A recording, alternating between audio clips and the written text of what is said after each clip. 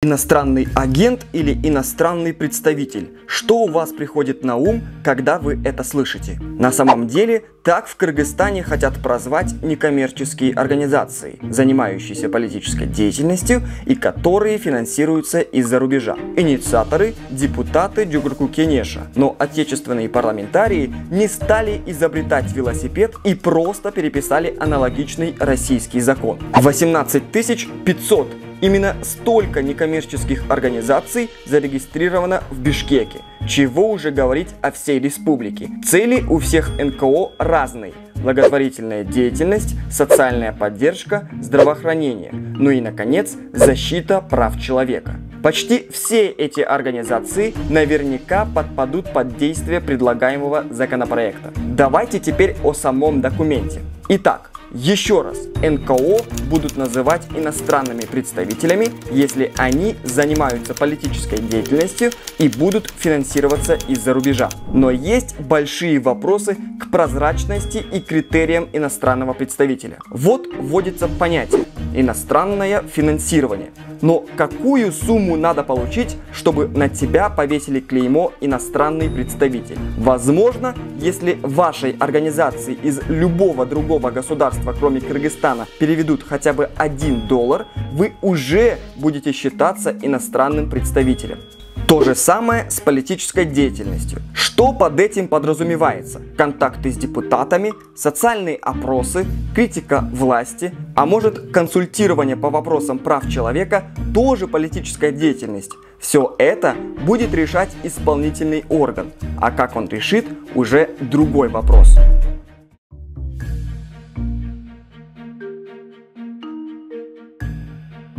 Уполномоченный орган вправе приостанавливать своим решением на срок не более 6 месяцев деятельность некоммерческой организации, выполняющей функции иностранного представителя, которая не подала заявление о включении ее в реестр некоммерческих организаций, выполняющих функции иностранного представителя. Давайте теперь простым языком. НКО должны будут самостоятельно зарегистрироваться в качестве иностранных представителей. Если же вы, как НКО, не считаете себя иностранным представителем, но для уполномоченного органа вы им являетесь, вас без судебного решения заставят приостановить свою деятельность на 6 месяцев. А это явно противоречит всем нормам права.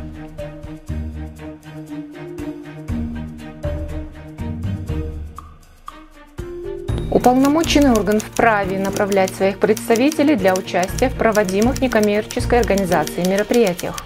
То есть чиновники могут неожиданно прийти хоть на закрытую встречу организаций, хоть заявиться на празднование Нового года. Такое полномочие явно противоречит положению статьи 17 Международного пакта о гражданских и политических правах.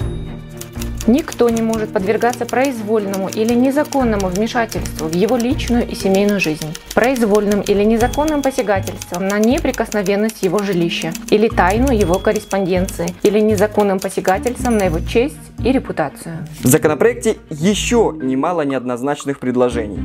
Это и дополнительная отчетность, и новые правила для иностранных организаций.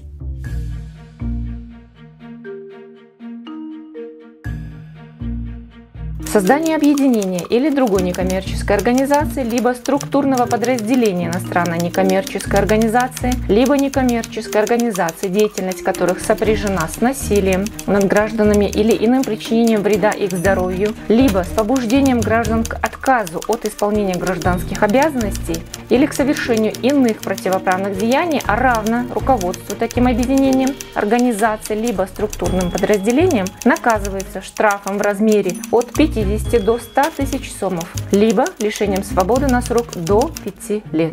Уголовный кодекс и кодекс о правонарушениях уже предусматривает ответственность за некоторые перечисленные деяния. При этом неважно, работают ли эти лица в НКО, в государственных органах, в бизнес-секторе или же вовсе безработные.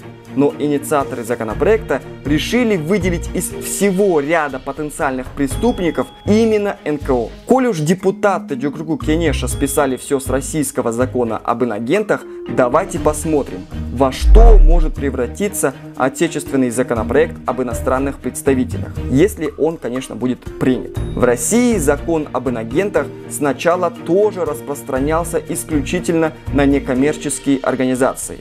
Затем постепенно в этот закон начали вносить изменения. Теперь инагентом там могут признать и средства массовой информации, и даже любое физическое лицо. Сейчас в российском реестре иностранных агентов сотни людей, организаций и СМИ. А какой путь выберет Кыргызстан?